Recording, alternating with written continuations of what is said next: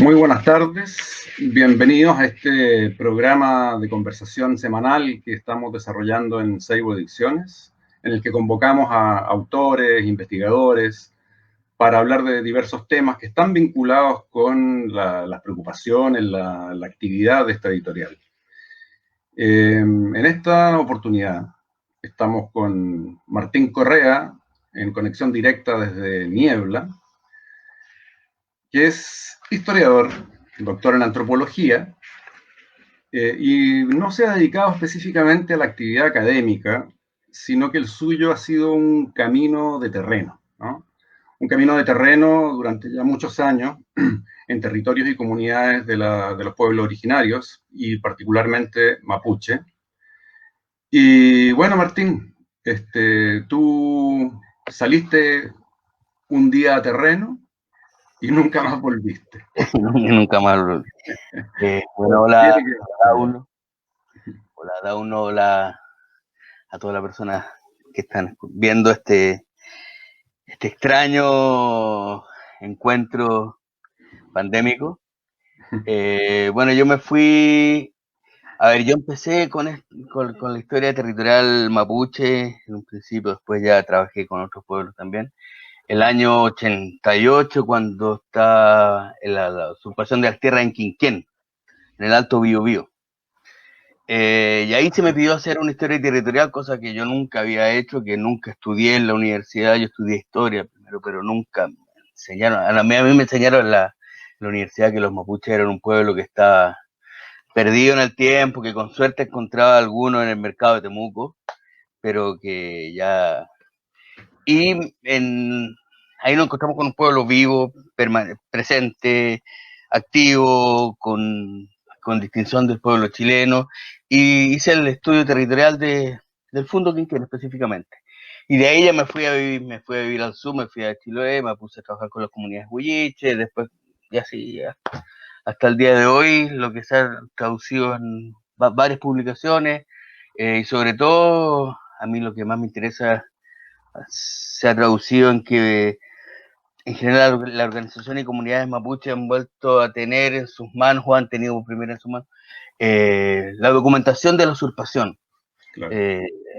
En general, la usurpación está documentada, no solamente forma parte de la memoria histórica, de la tradición oral comunitaria, está en los conservadores, está en el archivo de asuntos indígenas, está en las memorias del Ministerio de Tierra, del Ministerio de... Está. Y está como una acción del Estado que lo hace en pos del desarrollo, pero es la historia de la usurpación documentada, legalizada. Entonces mi trabajo ha consistido, podríamos decir que sobre todo, en devolver esta información a las comunidades, información que siempre debieron tener, y de alguna manera documentar la demanda territorial mapuche. Claro, y dime una cosa, esta información en manos de las comunidades, ¿qué fin tiene? O sea, ¿qué beneficio tiene una comunidad que cuenta finalmente con esta información detallada y documentada? Los beneficios que la comunidad le quiera buscar. O sea, hay comunidades con las que he trabajado, con otras personas también, que han querido, por ejemplo, demandar una tierra determinada al Estado chileno.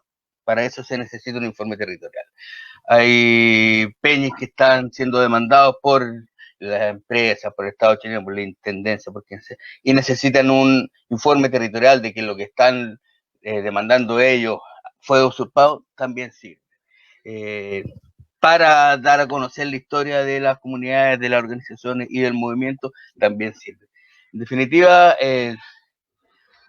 yo siento que un poco el trabajo que hago yo es una herramienta de trabajo, no es un documento final. O sea, esto aquí se queda, es una herramienta de trabajo. Cada comunidad, cada organización le dará el uso que considere necesario, pero en definitiva son elementos que nunca no debieron estar en las comunidades.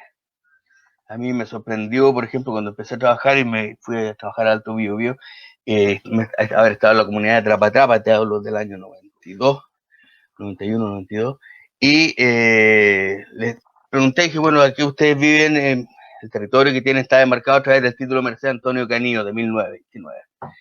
¿Ustedes tienen el título? No lo tenían. Entonces tuve que leerles el título así. Y ellos muy emocionados escuchando el título de tierras que no lo tenían. Y a diferencia de la sociedad Winca, que cada persona que tiene su casa, que tiene su auto, que tiene cualquier cosa que tiene, la tiene documentada, tiene los papeles. Los Peñas no lo tenían. Tiene que ver también con que cuando los Peñas trataron de recuperar antecedentes, llegaban a las instituciones del Estado y los miraban para atrás, con el combo y la patada, aquí no están los antecedentes, no, eso ya fue dividido, no, eso ya se perdió, no, y ellos querían saber la historia de la usurpación. Claro. Entonces yo tuve la suerte de, y también tiene que ver con el racismo, que a mí me abrieron las puertas, porque no era mapuche. Así de simple. Es así, en los archivos, y me trataron bien, aquí están los papeles, pero ¿para qué se dedica tanto a buscar cosas? Que hay una historia que hay que reconstruir, y además, porque es una historia negada, invisibilizada. La historia de la usurpación no se cuenta, no se habla, no se reconoce, no se habla hoy día en el Parlamento, no forma parte de los currículums educacionales, se niega, se invisibiliza. Chile empieza con, no sé, 1810, y luego 1860, 70, 80, 90, cuando viene la ocupación militar de la Araucanía, la mal llamada pacificación de la Araucanía, la muerte, la quema de cementeras, las quemas de ruca, los asesinatos a mansalva, eso no se cuenta, eso no forma parte de la historia de Chile. Bueno, Entonces creo que era necesario también de alguna forma ayudar a develar aquello que está invisibilizado y que está negado, y que tiene mucho que ver con las demandas territoriales hasta el día de hoy. claro. Este proceso de usurpación se conoce también como el despojo. Juntos hicimos hace ya bastantes años un documental precisamente llamado El Despojo. Cuando éramos Y jóvenes. ahora, ajá, Cuando éramos jóvenes. cuando éramos jóvenes y teníamos más tiempo. Bueno, y ahora precisamente te integras, digamos, a la editorial Seibo con un nuevo libro, a pesar de que hay que decir que Martín tiene una gran cantidad de publicaciones, pero ahora viene en una coedición entre Seibo y la editorial Pehuen, un libro que será lanzado en el mes de septiembre, a fines de septiembre, que se titula La historia del despojo, el origen de la propiedad privada en la Araucanía.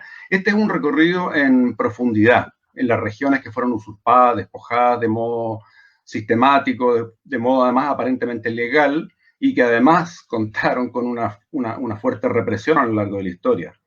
El libro recorre la costa de Arauco, el Alto Biobío, las provincias de Malleco, Cautín, Valdivia, Osorno, la Isla Grande de Chiloé. Me gustaría que nos hablaras un poco de este libro, o sea, su origen, su génesis, su desarrollo y finalmente qué tan importante es para ti este libro en este momento de tu desarrollo como profesional.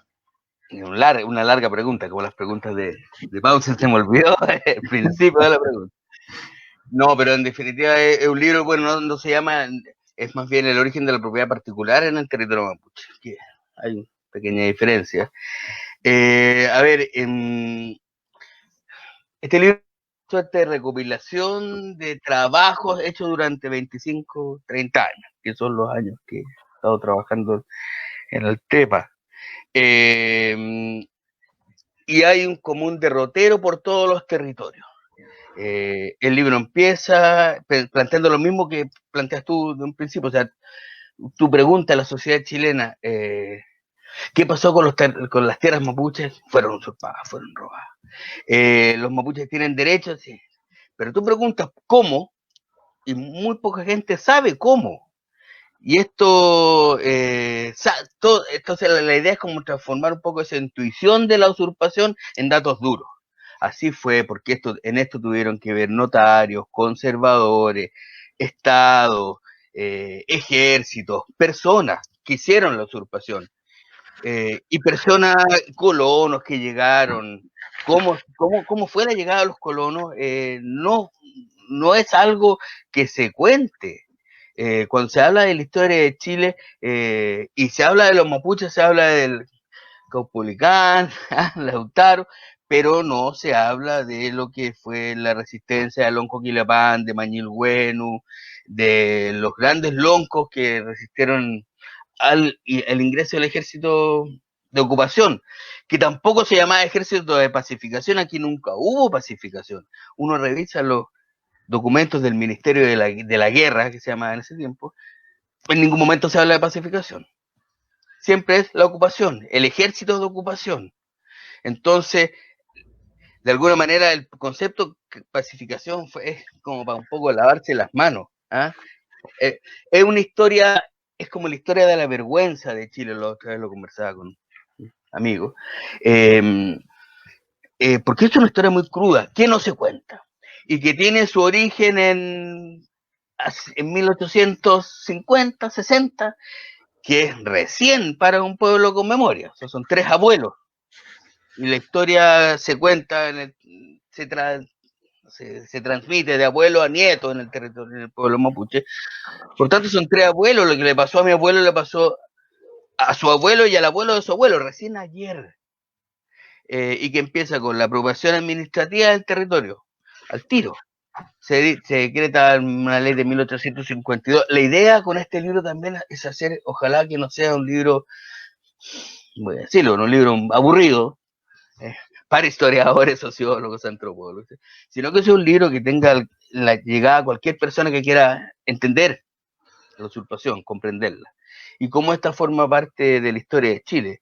Entonces hay como un proceso inicial que es, primero, cambiar el concepto del mapuche. O sea, el mapuche, que hasta ese momento había sido el lustre de la América luchando por su libertad, el bastión contra el invasor, estos nuevos aliados hermanos, habla O'Higgins, los padres de la patria. De repente, cuando la oligarquía santeguina y penquista Concepción quiere hacerse de las tierras mapuche, se inventa un enemigo. Entonces, el que antes era el lustre de la América luchando por su libertad pasa a ser el borracho, el flojo, el que no tiene derechos a esas tierras. En esas tierras no hay nadie, tierra de nadie, res nullius. Y sin embargo seguían haciendo lo mismo. Hay un escritor, Milen Stulick, que habla y que dice: lo que hacía el mapuche con los españoles después lo hizo con los chilenos, que fue resistir. Pero con los españoles era bien visto, pero con los chilenos era mal visto. Entonces ahí depende de dónde uno se para, hay un juicio valor detrás.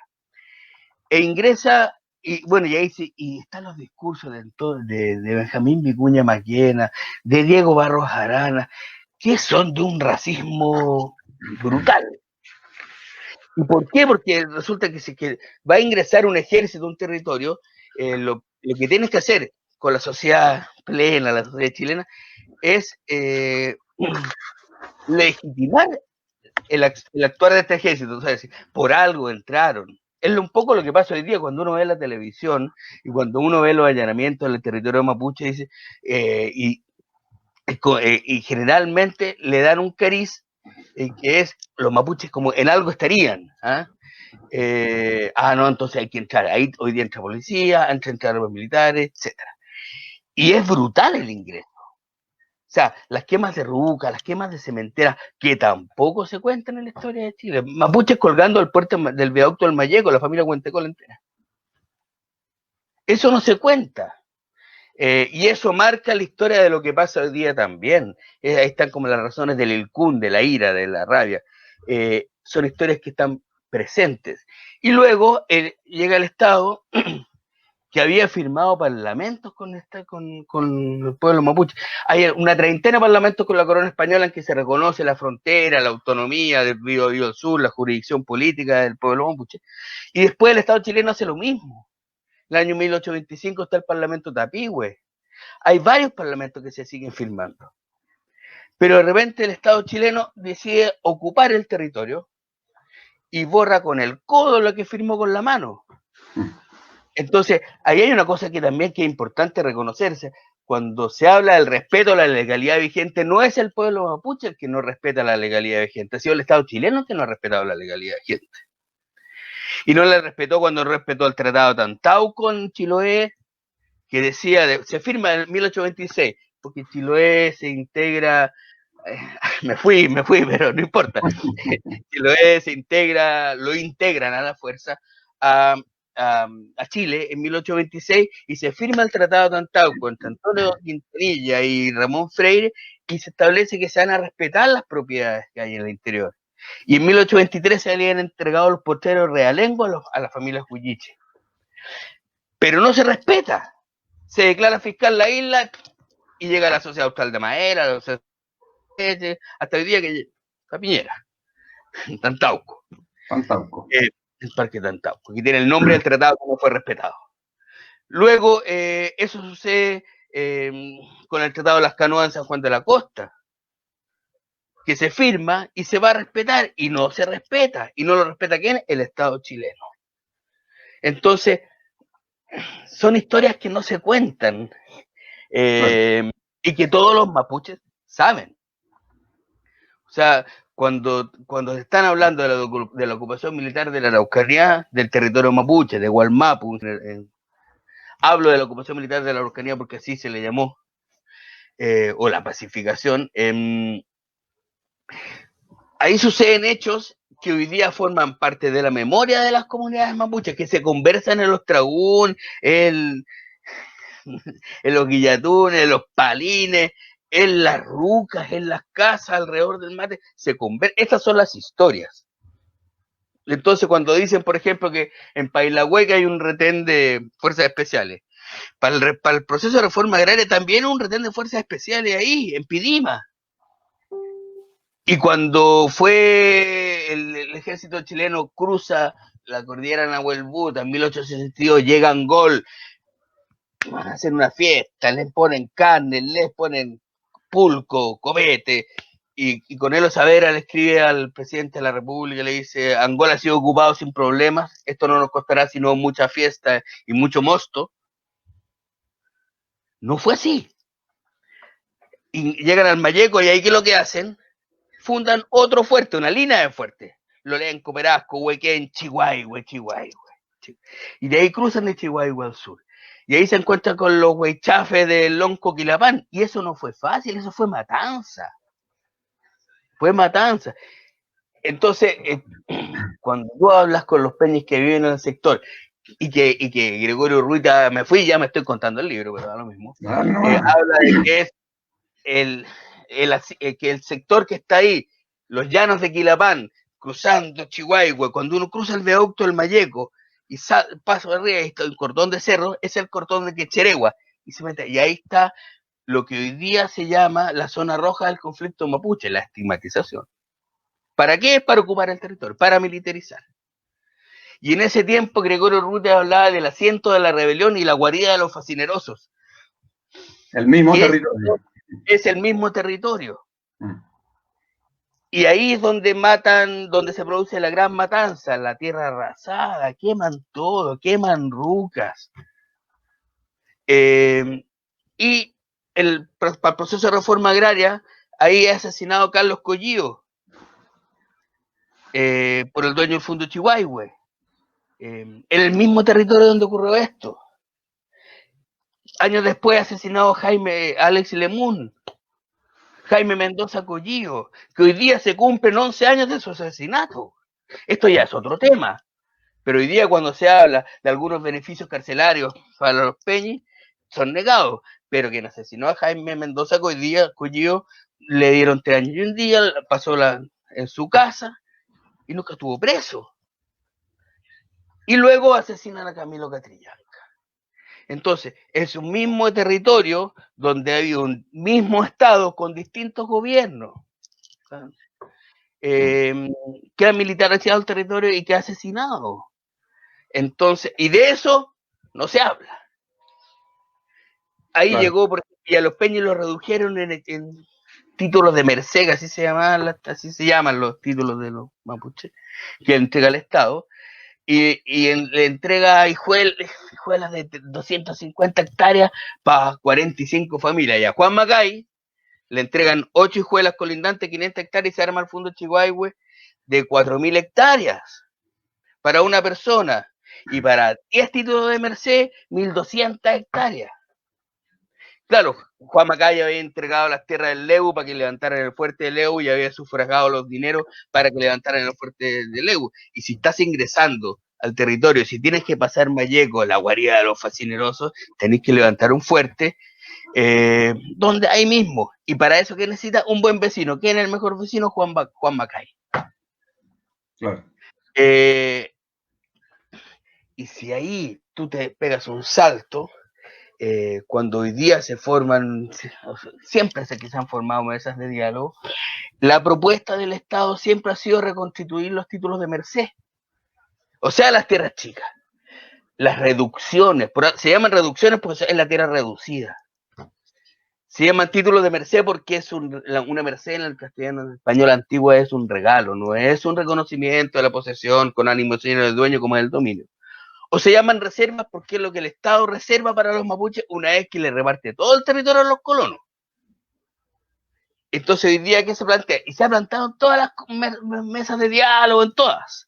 No, lo que hay que hacer es un catastro de las tierras que faltan en los títulos de merced, y eso, completarlo, son 40.000 hectáreas y se acaba el conflicto. No. El conflicto mapuche, el mal llamado conflicto mapuche, ayer escuchaba un peñi que decía, no, pues nosotros estábamos muy tranquilos cuando llegaron y nos invadieron, se provocó el conflicto, nosotros no hemos producido el conflicto, cosa que es verdad. Entonces, y ahí la importancia de, yo creo, este trabajo. Este trabajo que es un libro, porque hay algunas personas que se han integrado recientemente a ver el programa. Estamos hablando, para hacerle un paréntesis, ¿no? Hay un libro que va a salir ahora en septiembre. Dale nomás. No me pares, que me cuesta. Bueno, y este trabajo lo que hace es la reconstitución de las tierras antiguas, porque la demanda territorial son las tierras antiguas. O sea, las tierras que tienen las forestales en la costa de Arauco, en el Afken Mapu, que vienen de la hacienda de Tranaquepe, de la hacienda de Lanalhue, de la hacienda de Coyucupil, de la hacienda de Yuyeo, todas hechas de mala fe a través de la compra, acción y derecho, con la connivencia de los notarios de la época y del intendente que era Hermógenes Pérez de Arce, cualquier parecido con la realidad. ¿Ah? Que fueron ilegalmente adquiridas. O sea, y él, con la connivencia de los notarios, mapuches que no existían en la zona, comprando acción y derecho, después se inscribían como dominio, le compran una acción y derecho a 2 personas, a 2 peñas, y se hacen dueños de todo el fondo. De ahí viene la demanda territorial mapuche. Se basa en esa historia, que es una historia que permanece viva en la memoria mapuche, no es solo el recuerdo, así éramos, no, es una memoria viva, en construcción permanente. Y que constituye como la base argumental de las demandas territoriales actuales.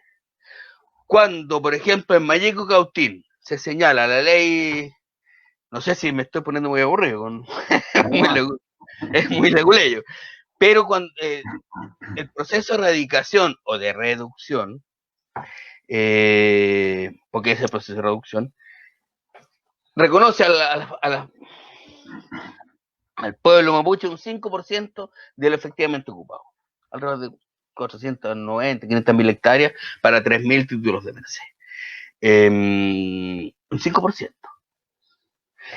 Y dice la ley a través de la cual se va a erradicar esto, el decreto de 1866, que se va a medir, se va a mensurar las tierras mapuche y lo sobrante, aquello que no estuviera cercado, se declara baldío fiscal. Y eso se remata y se le entrega a los colonos. Acá lo que se hizo fue, primero se remató a los colonos y después se le reconoció a los mapuches. Las propiedades colonas son previas a las propiedades mapuches. Los remates de tierras en la zona de Malleco, el Cautín, o sea, toda la zona norte, Malleco, Victoria, Purel, Lumaco, Traiguén, toda esa zona, empiezan en 1800, y nacimiento en la zona norte, al norte del Malleco, empiezan en 1868, y la ocupación militar de la Araucanía terminó en 1883. Detrás del ejército iba Teodoro Schmidt, nunca bien ponderado Teodoro Schmidt, dibujando planos y jueces de 500 hectáreas y entregándoselo a diversos colonos, radicándola, rematándola en Santiago a diversos colonos, Y esto significa, en definitiva, que como dice Wilson Cantoni, un autorazo, dice aquí un actuar conjunto, un acuerdo de voluntades entre el ejército y los particulares. La ocupación del territorio mapuche por colonos es también parte de una estrategia. O sea, no llegar, nosotros estamos aquí. ¡Pum! Venía, va el ejército, va formando fuertes, líneas de fuertes hacia el Mayeco, luego hacia el Traiguel, luego hacia el Cautín y luego hacia Curacautín, Lonquimay y arriba. Y detrás del ejército va Theodore Smith dibujando hijuelas de 500 hectáreas y detrás de él van los colonos que han rematado a precio de huevo, las tierras. Y del remanente de las sobras de las peores tierras son entregadas a las familias mapuche. Por eso se llaman reservas, porque es lo que el Estado reserva para los mapuches. Y le entregan hijuelas mínimas de 5, 6 hectáreas, y a un colono le entregan 2.000, 3.000, le adjudican. Eso habla de discriminación, habla de un doble estándar. Y eso también, o sea, en definitiva, los colonos que tampoco son la aristocracia suiza, alemana, que llegó, no, eran ratones con la pelada, que llegaron a hacerse en América, como por algo que vinieron. O sea, yo no me voy a un lugar donde no conozco. Entonces se ha producido como en el último tiempo hay como un discurso del empate, así como pobres mapuches que llenaron su tierra de colonos, y pobres colonos que no les dijeron que habían indios. Claro, no les advirtieron de los peligros que iban a correr. Entonces ahora, ambos fueron afectados, cosa que es mentira. Claro. Es mentira. Espérate un poco. A los mapuches, que son pobres. O sea, los mapuches ni siquiera son pobres, los mapuches fueron empobrecidos porque era una sociedad rica. Culturalmente lo sigue siendo, pero materialmente era una sociedad rica. Tenían animales grandes que pastaban en territorios abiertos, pero cuando viene el proceso de reduccional ya no pueden tener animales grandes. Ni el cuyín, dicen los peñas, que el cuyín es un animal grande, es como la moneda de cambio, ni el cuyín, ahora hagamos una banca, ni el cuyín, de ahí viene. No tienes posibilidad de reproducirte materialmente. Entonces, a los mapuches se les reduce, y tú ves los títulos de Mercedes, dice que si bien la calidad de la tierra es buena y se presta para cualquier cultivo, por los bienes materiales que tienen, no podrían cultivar más que tanto. Dice 120 hectáreas para 25 familias. Y a los colonos, que también son pobres, le entregan una yegua paría, o sea, una vaca paría, una yegua, cerco, sueldo, pasaje del lugar de embarque hasta acá, hasta Corral, y un gran espacio territorial. Entonces, ahí también hay discriminación. Y todo esto forma parte de la historia, y insisto, y de una historia que no está muerta, que está viva y que tiene sus más crudas representaciones con lo que pasó el fin de semana pasado en Victoria y Curacautín. Son los mismos apellidos, mapuche y colono. Sí, hablando de eso, de los mismos apellidos. Primero hago una aclaración para quienes están sumándose, ¿no? Este es un libro que sale a finales de septiembre, es una coedición entre Seibo y Pehuen, que trata precisamente de una mirada muy profunda de un vasto territorio del Wallmapu. No es, como Martín podía temer, no es un libro aburrido ni denso, al revés, está construido a partir de mucha memoria oral, está construido muy a la manera de una crónica en cada uno de los territorios, pero además contiene toda aquella información dura, concreta, ¿no? Los documentos, los testimonios de la época. Así que es un libro que realmente viene en el momento justo, ¿no? Viene en el momento preciso, también considerando lo que se nos viene por delante cuando se trata de discutir, por ejemplo, una nueva constitución. O sea, sin duda.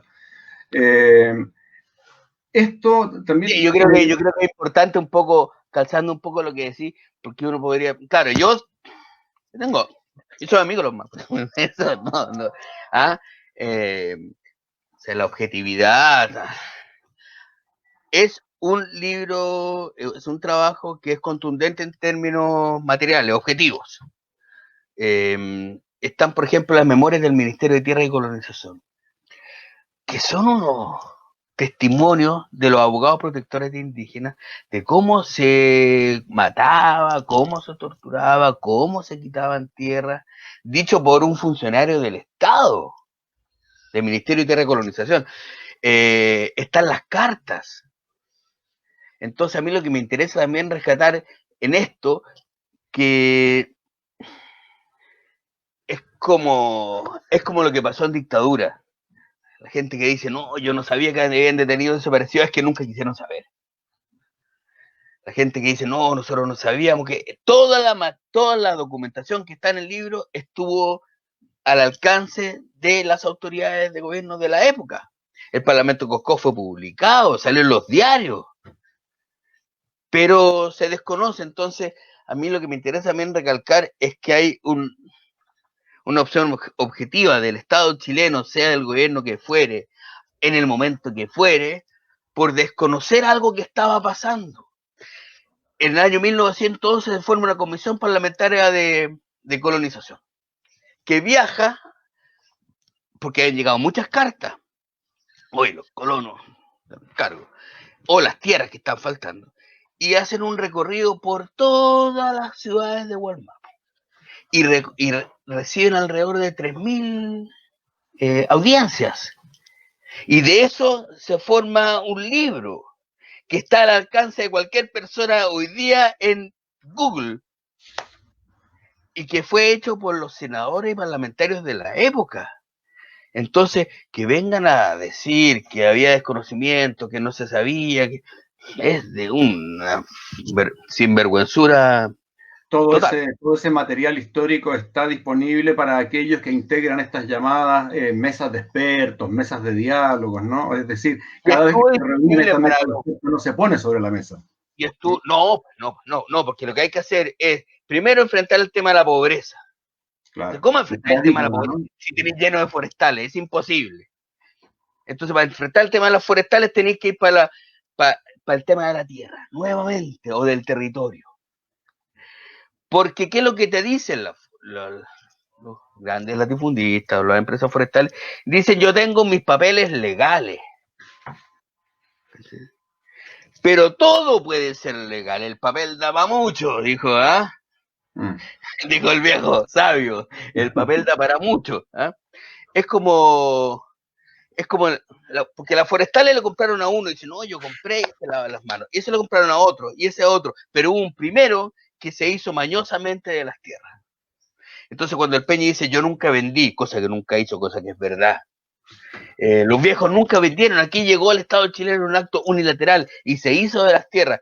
Y de ahí, de ese acto ilegítimo, porque tampoco respetó los tratados que se habían firmado, porque no respetó la posesión antigua con ánimo señor y dueño de los mapuches, porque no respetó los dictámenes de la ley de colonización de 1866, de ahí viene la propiedad particular actual. Entonces, lo que hay que develar de una vez por todas, y lo dicen los mapuches donde estén parados, si no los escuchan, ¿no? Que la propiedad hoy día puede ser legal, pero legítima no es. Porque su origen es ilegítimo. Y ese origen forma parte de la memoria mapuche. Claro. Entonces, finalmente, el tema es mucho más profundo. Que un tema de pobreza. Y es un tema de paradigmas también, ¿no? Porque así como antes tuvimos en la historia un impulso de una campaña civilizatoria, que fue el argumento que se utilizó durante muchísimos años, ¿no? Es decir, nosotros vamos a civilizar a punta de bayoneta, pero vamos a civilizar, vamos a integrar, digamos, este pueblo atrasado a la civilización que les permitirá vivir mejor. Y hoy el argumento es una campaña por el desarrollo, ¿no? Donde equiparan civilización con desarrollo y siempre significa en desmedro de las comunidades locales.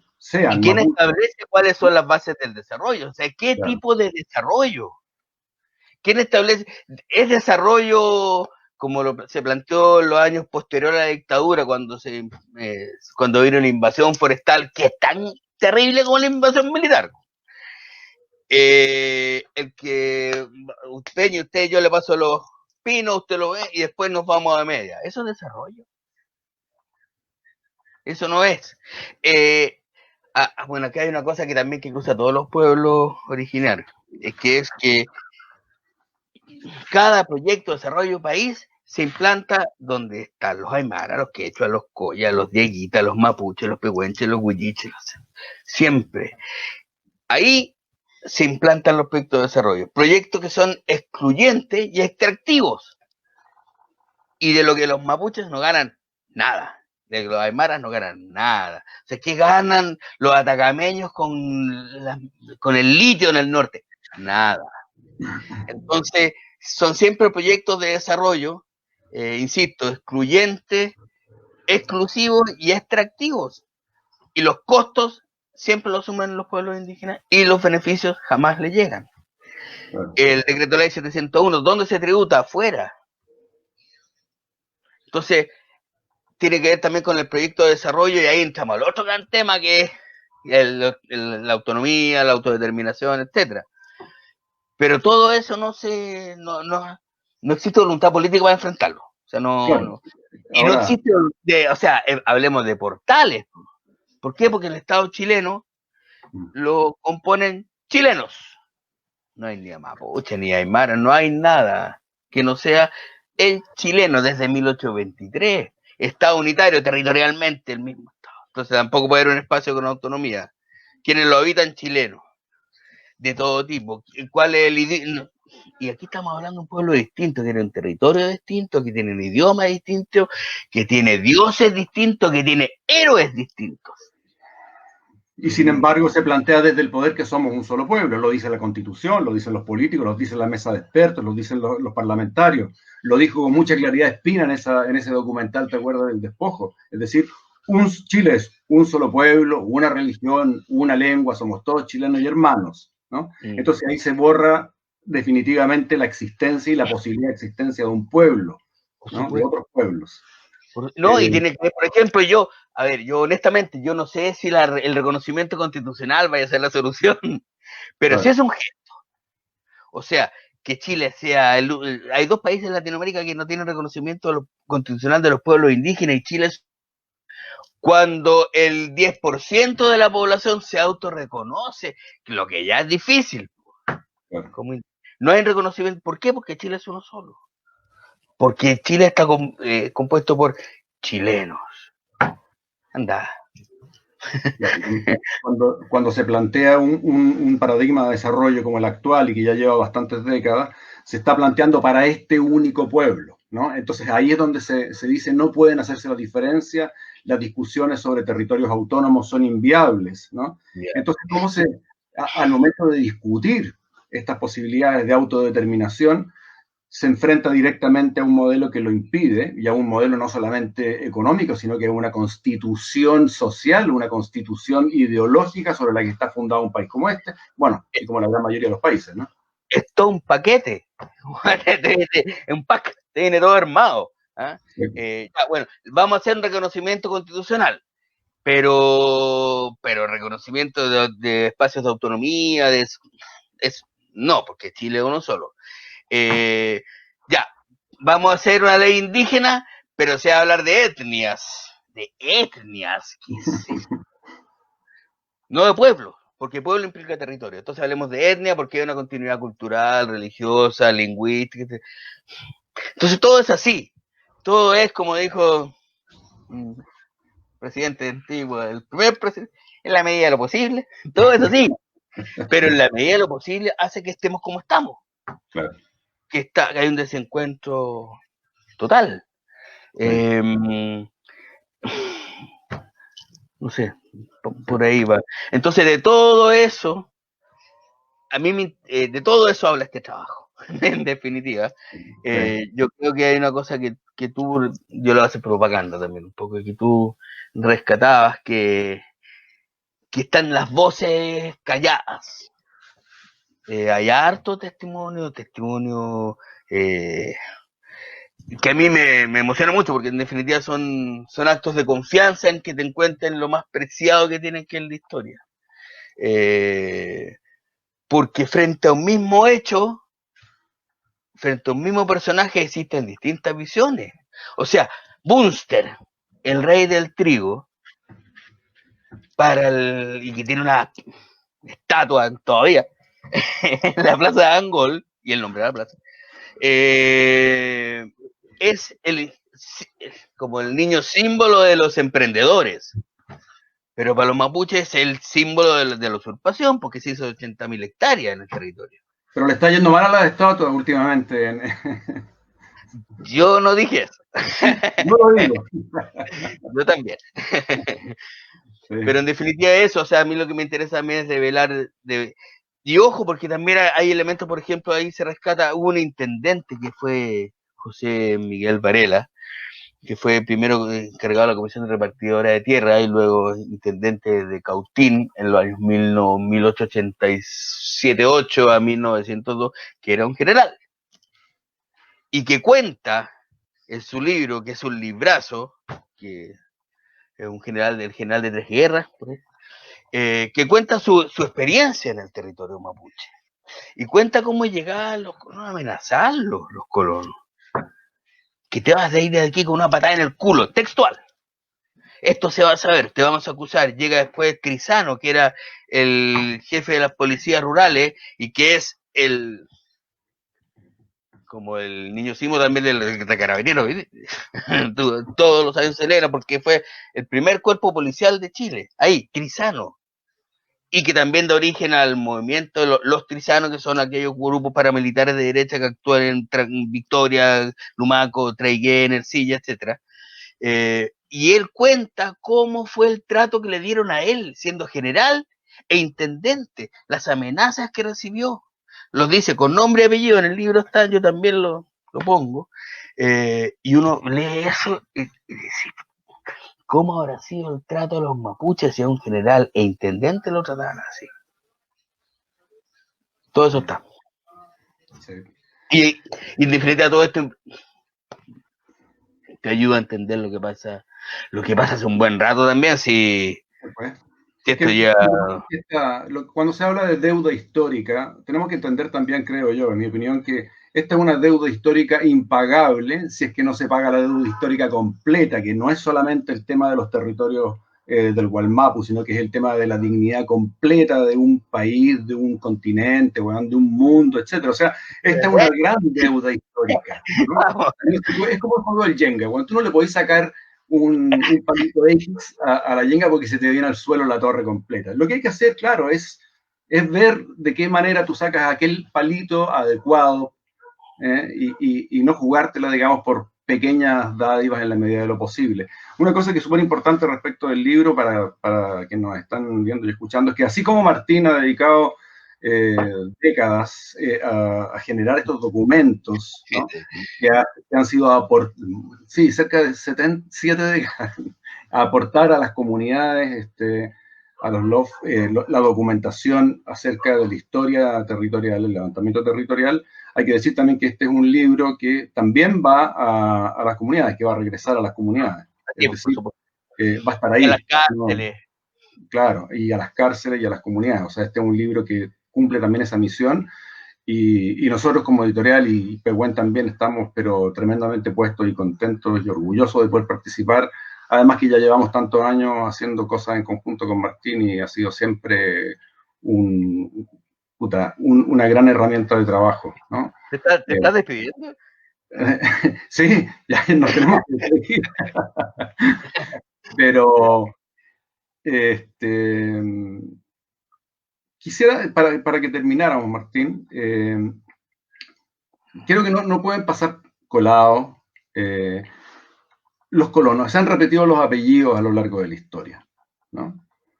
No es que lleguen colonos distintos cada 30, 40 años, ¿no? Sino que se repite, que hay una herencia. El tema de la herencia en esta sociedad es sumamente importante, ¿no? Cómo se construyen las fortunas mediante la herencia es un tema que no se ha tratado. Y en el caso particular de la usurpación del territorio del Gualmapu también se da esa misma fuente, esa misma figura de la herencia. ¿Cómo se repiten los apellidos y qué significa que se repitan los apellidos de los colonos? Ojo, que se repite el apellido de los colonos y se repite los apellidos de los mapuches. Con la diferencia que los mapuches estaban antes. los grupos de choque, aquellos que salieron en el informe CIPER de hace, no sé, un mes atrás, de que quiénes son los que están detrás de los grupos de choque, son los mismos que participaron de los comités de retoma en el proceso de reforma agraria. Durante el proceso de reforma agraria, las comunidades y las organizaciones mapuche empezaron a recuperar espacios territoriales antiguos y la derecha se organizó en los comités de retoma. Y los mismos apellidos, los Landres, los Taladritas, y está en la prensa, está en un libro que se llama La Reforma Agraria de las Tierras Mapuche, que hicimos con Raúl Molina y con la Nancy Yáñez. Es una suerte de clásico, está todo lo que pasó. Y replican lo que hicieron sus antiguos. Y cuando tú ves este libro, el que está ahora, hay un capítulo final que se llama Audiencia de Horrores, la expulsión de las tierras. Que es una vez que a los colonos se entregan el gran territorio, se lo adjudican a través de concesiones de colonización, a través de remate, con cómodas cuotas mensuales, con grandes facilidades de pago, como se diría hoy día. Viene la expulsión de los peñas de sus tierras, porque los peñas dicen, no, yo nunca he vendido este territorio, por tanto no voy a salir. Y viene la expulsión a sangre y fuego. Y hay un capítulo entero de la descripción de cómo fueron expulsados. Y está el Parlamento Coscós, como los Steinmeier, los Mera, los García, expulsaron a los mapuches. Después está la matanza de Forrahue. Y que son más como lo más emblemático, junto con la marcación Painemal, un peñi que se le metieron sus animales al campo del vecino. Llegó el vecino, un colono, y lo marcó como si fuera un animal. Así es el trato. Así ha sido el trato. Y ha sido el trato con muchas otras comunidades con las que yo he tenido la suerte de trabajar, que me fueron contando estos relatos, que también están acá, cosa de también revelarlo, también develarlo. Y eso iba para atrás. O sea, cuando llega el ejército de ocupación de la Araucanía también es así. Entonces, en definitiva, lo que yo creo que hay una herida muy grande, que yo creo que hoy día las comunidades de alguna forma se limpian la herida con la dignidad, con la lucha, con la resistencia que están llevando. Pero es una herida muy larga también. Insisto, pero Chile tiene una pésima memoria. Chile se niega a la memoria. Chile tiene mucha vergüenza de sí mismo como país. ¿Ah? No se habla del golpe. Claro. No se habla del golpe de Estado. Hoy ya pasaron 40 años. Aquí no se habla de lo que pasó hace 120 años, que son 4 abuelos, 3 abuelos. Y que son los temas que se hablan en las comunidades. A mí me ha tocado estar en el banco de Coyipulli, por ejemplo. Y de repente con todos los peñas haciendo cola, la pensión de fin de mes, ¿no? Y de repente llega un peringotado, un grandote, llega al banco y sale el jefe del banco del Estado, le dice, hola, ¿cómo está? Pase para arriba de mi oficina, y todos los peñas pensando, el papá del abuelo de ese mató a mi abuelo. Eso pasa cotidianamente. Es triste, es doloroso, pero yo creo que es necesario sacarlo fuera, tal cual. Con los costos que pueda tener, incluso personalmente. Claro, como dijiste recién, estas son las heridas largas y profundas que nos curamos con la dignidad, y en eso claramente ha estado, digamos, una buena parte de la gente del aguante en estos últimos meses. Mira, ha llegado una cantidad increíble de mensajes, pero ha sido tan rápida la evolución y el desarrollo de esta conversación que no tuvimos tiempo para leerlos, pero te han llegado un montón de saludos, etcétera, y se está esperando el libro. O sea, el libro se espera. Es muy probable que volvamos a tener una conversación como esta cuando se acerque lo del libro, y seguramente uno de los lanzamientos tendrá que ser vía computadores y teléfonos, porque no va a haber de otra. pero... ¿Pero qué es? Como, no, pues si esto se acaba, dijeron hoy día. No, la nueva normalidad, sí. Bueno, pero el libro viene pronto, viene fuerte, viene potente, y esperamos que tengamos una nueva conversación, Martín, en las próximas semanas a este respecto. Agradecemos entonces a todos los que estuvieron conectados, los que participaron con sus comentarios, los que nos vieron y escucharon, los que vieron y escucharon a Martín. Y a ti, Martín, vamos ahí en niebla, secando la ropita, veo allá atrás, y escribiendo. Claro, no, bueno, gracias a Dauno, gracias a Seibo, a Pehuen, a todos los que están apoyando esto, sobre todo gracias a los peñes que me abrieron su ruca, su piu, que entregaron el kimun, el conocimiento para hacer este trabajo que yo no hago nada más que ahora devolvérselos. Y como bien decías tú, en algún momento habrá alguna presentación. Espero que no tengamos que ir a las afueras de la cárcel de Angol, donde hoy día están los peñis acompañando a sus familiares que están al interior, muy temerosos de lo que pueda pasar. Espero que no tenga que ser ahí el lanzamiento, porque ya no están ahí, porque los peñis ya están afuera. Quiero hacer un llamado también de alerta, o sea, lo que está pasando con Celestino, que está en un estado gravísimo, como están los peñis de Angol también y los de Leu también. Entonces, espero que cuando el libro salga afuera y camine ya solo por Gualmapu, no tenga que ser presentado a los cárceles porque los peñis ya no están ahí. Claro, que se hagan los propios territorios. Gracias, Martín, gracias a todos. Y la próxima semana tendremos otro programa de Seibo a través de estas pantallas. Muchas gracias. Chao. Chao, Martín. Chao. Chao.